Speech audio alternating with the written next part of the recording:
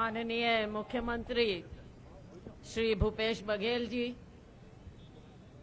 PCC अध्यक्ष श्री मोहन मरकाम जी, वरिष्ठ मंत्री श्री टीएस सिंहदेव जी, श्री कवासी लखमा जी, हमारे अन्य सभी साथीगण, मंचासीन सभी साथी, हमारे सेक्रेटरी, जॉइंट सेक्रेटरी साहिबान, जिला अध्यक्ष श्री गिरीश दुबे जी और यहाँ उपस्थित मेरे सभी साथियों, मीडिया के हमारे साथीगण। साथियों, मुझसे पहले वक्ताओं ने बहुत डिटेल में आपको आज के मुद्दे के बारे में बताया। हम पूरे देश में आज इस तरह का धरना प्रदर्शन कर रहे हैं। क्यों कर रहे हैं? क्या जरूरत पड़ी? साथियों, आप देख रहे हैं कि देश में विदेश में भारत का सर नीचा हुआ है। कहा जाता था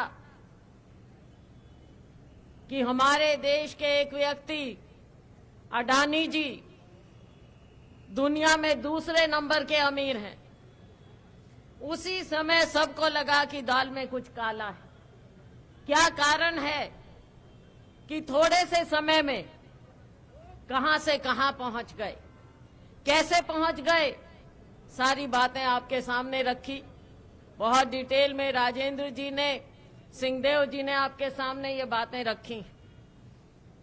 मैं उसमें नहीं जाना चाहूंगी, लेकिन हमारा सवाल एक है कि जो हमारे नेता श्री राहुल गांधी जी ने सवाल पूछे हैं, कांग्रेस पार्टी प्रतिदिन सवाल पूछ रही है हमारे प्रधानमंत्री माननीय मोदी जी से, एक भी सवाल का जवाब नहीं आया।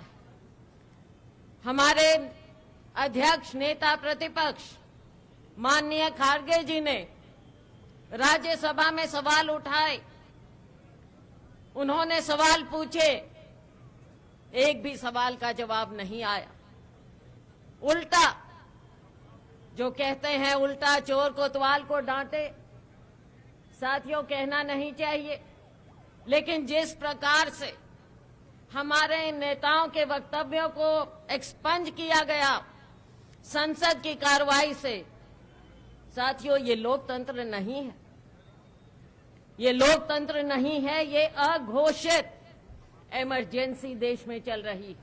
चाहे मीडिया हो, मीडिया की आवाज को दबाया जाता है, चाहे विपक्ष हो, विपक्ष की आवाज को दबाया जाता है, और लोकतंत्र के लिए केवल एक व्यक्ति, एक पार्टी खड़ी है, वो है राहुल गांधी जी और कांग्रेस पार्टी। साथियों, राहुल गांधी जी ने पूरे देश को एक सूत्र में पिरोया है। उन्होंने पैदल चलकर दिखाया कि कांग्रेस पार्टी कैसे देश को एक समझती है। यहाँ पर जो सरकार की गलत बातें हैं, उनको हम कैसे उठा सकते हैं, लेकिन ये सरकार इन बातों को बर्दाश्त नहीं कर सकती है, क्योंकि लोकतंत्र में इनका विश्वास नहीं है। साथियों, जिस अडानी ग्रुप पर सीबीआई जाना चाहिए थी, ईडी जाना चाहिए था, सेबी की इंक्वायरी होनी चाहिए थी, वो कुछ नहीं हुआ।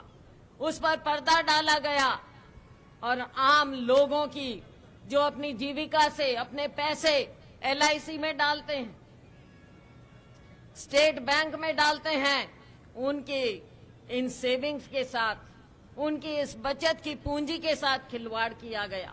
लाखों करोड़ों रुपया इन्हें दिया गया, लोन दिया गया, आज लोगों का पैसा डूब रहा है। इसका जवाब कहां से आएगा? हमारी केवल एक मांग है, कांग्रेस पार्टी की केवल एक मांग है कि इस पूरे प्रकरण पर जेपीसी बैठाई जाए। जेपीसी हम क्यों मांग करते हैं? राहुल गांधी जी क्यों मांग रहे हैं? खारगे जी क्यों मांग रहे हैं?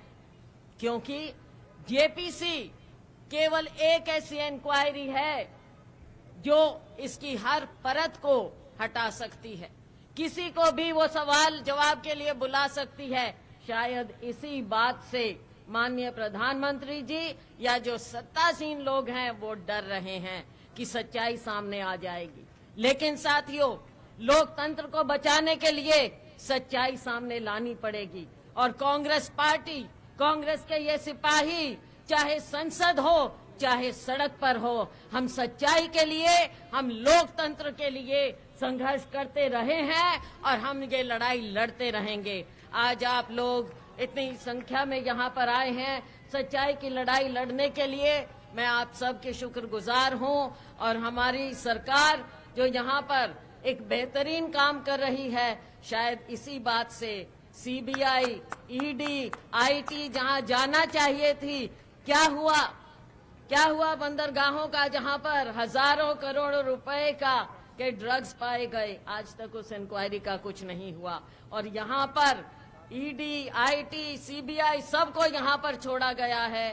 शायद इन्हें लग रहा है कि यहाँ की जो सफलता है, लोकतंत्र की सफलता है, हमारी सरकार की सफलता है, उससे शायद ये घबरा गए हैं, डर गए हैं, बौखला गए हैं। लेकिन साथियों, आपने ये तिरंगा उठाया हुआ है, इसको हम नीचा नहीं होने देंगे और आने वाले समय हम दिखा देंगे कि लोकतंत्र यहाँ पर जिंदा है, छत्तीसगढ़ में जिंदा है और कांग्रेस पार्टी मजबूत है। हम दोबारा सच्चाई की लड़ाई लड़ेंगे, लोकतंत्र की लड़ाई लड़ेंगे और यहाँ पर फिर से सरकार बनाएंगे। बहुत बहुत धन्यवाद।